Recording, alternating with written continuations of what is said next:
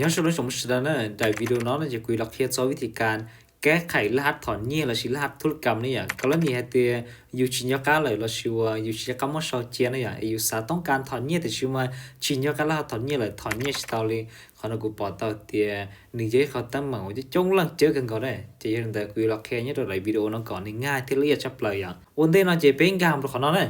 เป็นการจะขอเตียโปรไฟล์นะอย่างง่ายๆสุดเลยเนี่ยตัวโปรไฟล์ของน้องแต่เป็นการเราเนี่ยเขาโปรไฟล์ของน้องเราจะไปที่ปอกของน้องเนี่ยรหัสผ่านธุรกรรมอย่างเปียจูละมัวตุรหัสกูน่ะปิดนะไอเปียมาลีละก็มึงเปิดสร้างตุเชียแสดงการเช่นอะไรอย่างจะเป็นเนี่ยดอกของน้องเนี่ยปิดแต่ก็เนี่ยปิดนะมาเนื้อเตออีอเปการของเราก็เนี่ยเจการที่อีน้องนะมาแล้วให้ก็จอก็ดีรหัสผ่านเนาะรหัสผ่าน BX Trade เนี่ยรหัสเข้าสู่ระบบนะขอที่อ้อนนะเจก็เราเนี่ยของเราก็เลยซารหัสตัวต่ออีเมลด้วยก็จะเราป้อนตัวของเราเพื่อยืนยันของเราเนี่ยของน้องนะเจในจอก็ตัวรหัส2FA เนี่ยเจเรากดของเราสิจะไล่เนี่ยคุยเราว่าตัวอย่างเราไปใช้นะขอเดี๋ยวน้องจอรหัสผ่านเนี่ยถ้าใช้น้องตาเหลือนะเจเราเนี่ยรู้เนาะเนี่ยของน้องนะเจเลยซาอีเมลตัวเราต่อก็รู้ Gmail นะของน้องเนี่ยของน้องเพื่อต้องการต่อ Gmail การรู้เนาะถ้าก็การเราเล่นน้องเลยนะเจก็สังเกตปอดเต่าเตีย BX Trade ซาตัวสนเนี่ยตัวของน้องchỉ có nhiều lái cho lá hát nữa này lái cho lá hát nữa mỗi cho lá hát nữa cho là một pon cho ok lái lên nói giờ chỉ tí nói giờ lá 2FA các một món tàu có lúc khang 2FA để lúc khang nó này gà lò lên nó sẽ tụi tì có là món đầu tụi đã trâu này món có thức to nữa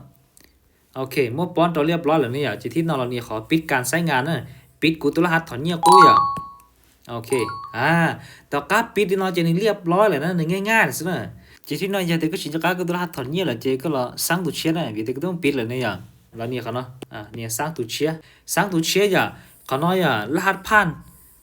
รหัสยืนยันต่ออีเมลรหัสผ่านธุรกรรมหรือรหัสถอนเนี่ยเชียนะจะเขาน้อยจะก็จอยการติดเทียนเนี่ยอ๋อโชว์เนี่ยเราไปใช้ตัวอย่างเขาน้อยกูจะโชว์เนี่ยเขาน้อยรหัสเข้าสู่ระบบเนี่ยโชว์ไปเรียบร้อย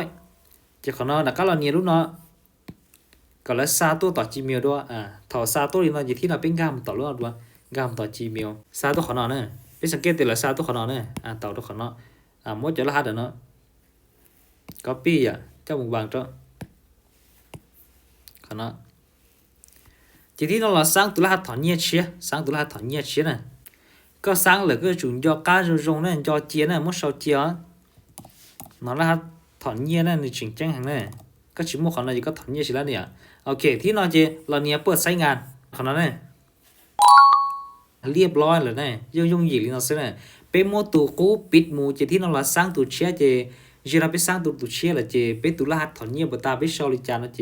ย้อนจงชอก่อนละเอียดเจียเมื่อชอเกิดเจเท่นยอการก่อนจงเจียเนี่ยเจสำหรับวิธีการแก้ไขรหัสธุรกรรมหรือชื่อรหัสถอนเนี่ยเจนี่ยุ่งหยิบเลยเนาะสิเนี่ยจังหาเตียไปโจลังใช้ขนาดตาเจยังอวดต่อแน่นอนนะ